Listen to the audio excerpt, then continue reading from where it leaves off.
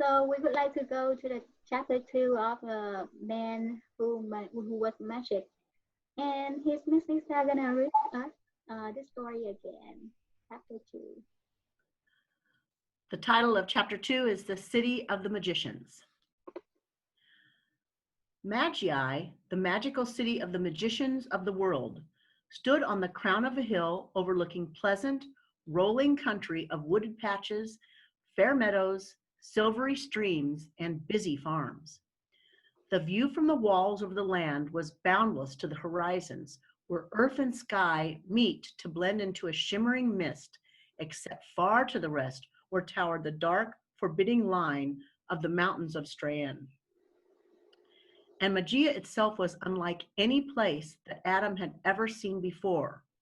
For here it was that all the magicians, conjurers, prestidigitators, illusionists, sleight of handsters, escape artists, mind readers, and practitioners of legerdemain lived together with their wives and children when they were not off touring somewhere in the world, giving entertainment in theaters, concert halls, auditoriums, clubs, or at private parties. The hill on which it stood could be located somewhere west of Eden, east, and just to the south of north, and only a mile or so over the boundary of time, so that there was very little difference between yesterday, today, and tomorrow.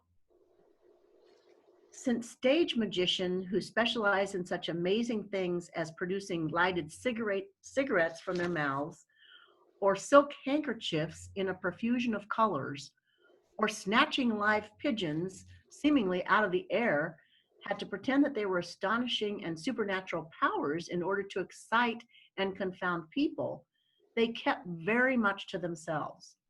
No one was permitted to enter the city who was not an illusionist or connected in some way with the world of professional magic. For the conjurers of Magia guarded their secrets jealously, since these were the most precious stock in trade, and many of them had been handed down from grandfather to father and father to son through generations.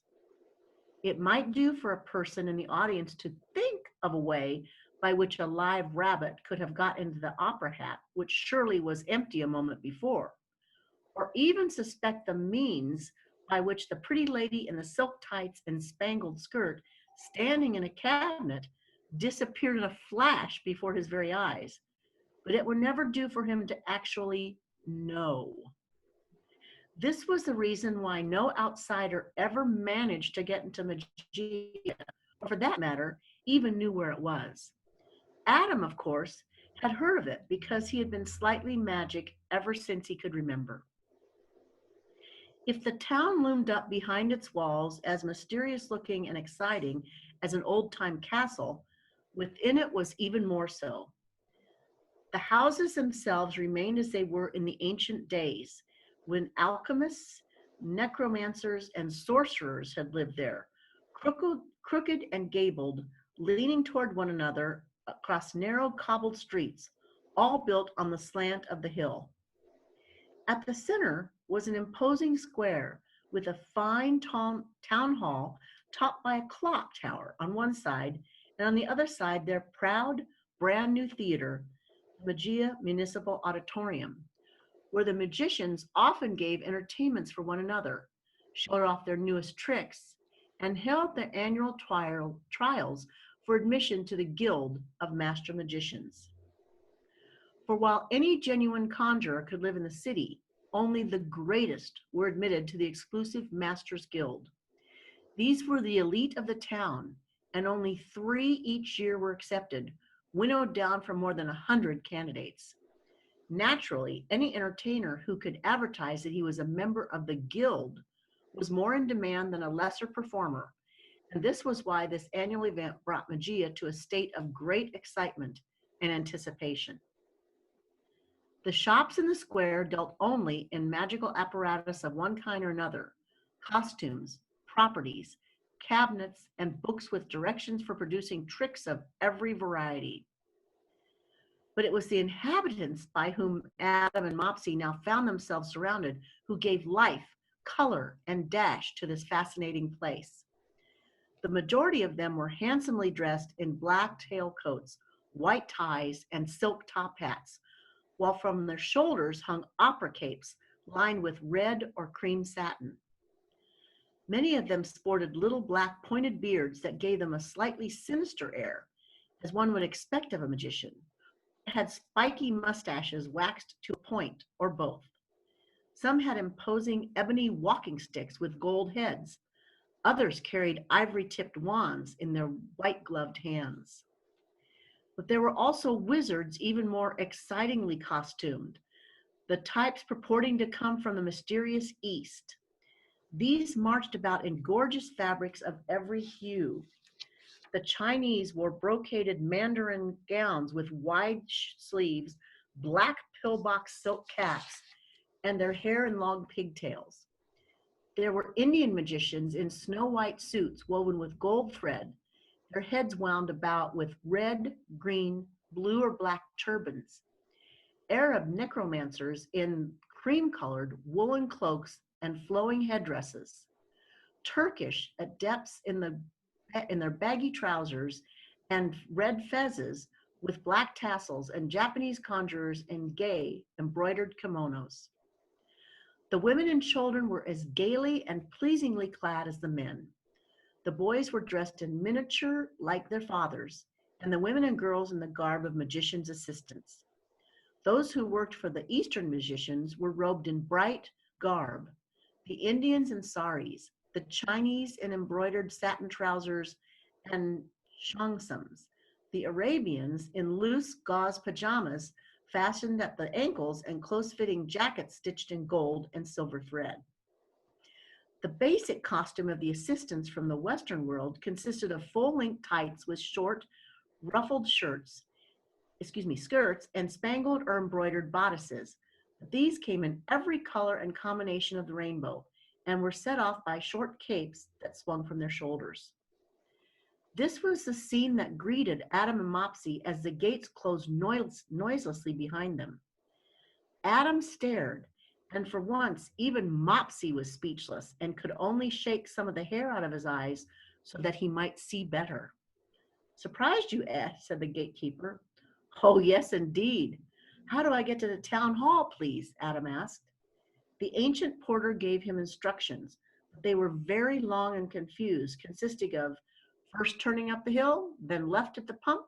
You'll see a magic shop on the right-handed side. Go 2 streets left and 3 right, beyond the house with the 5 gables, and so forth and so on. Adam and Mopsy moved off, trying to follow the direction, and soon were a part of the throng filled with holiday spirit. The city, gay with flags and bunting, hummed and bustled and seethed with magic. Everyone was not only thinking and talking magic, but doing it as well.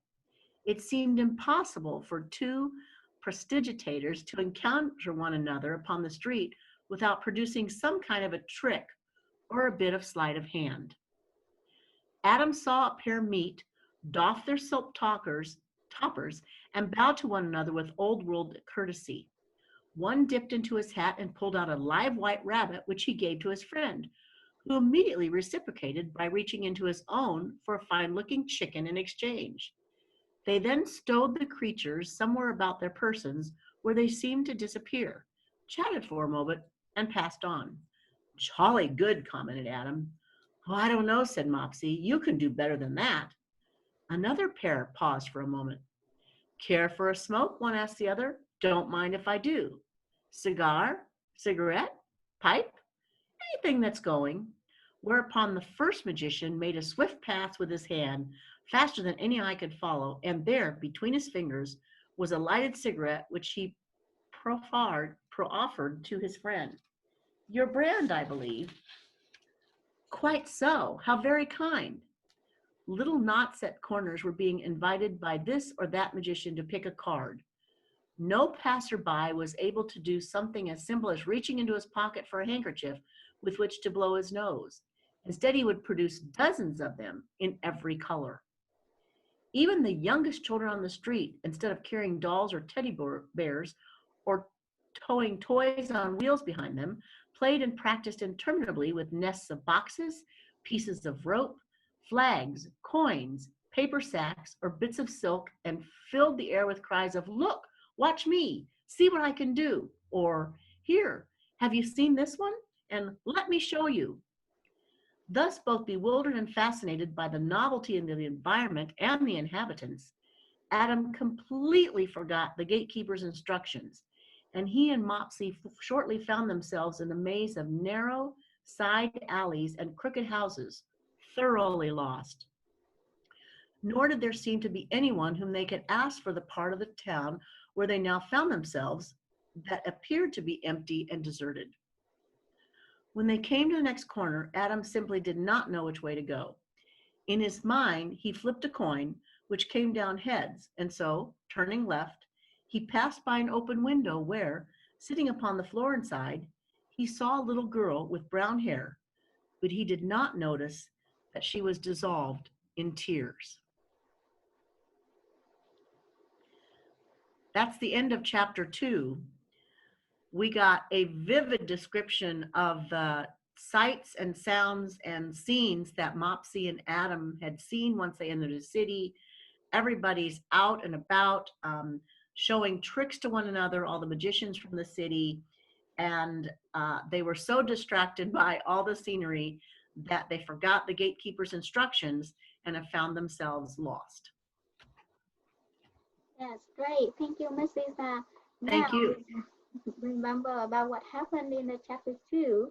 Then think about what Adam and Mossy did and what they met at the end. And can you guess who's gonna be?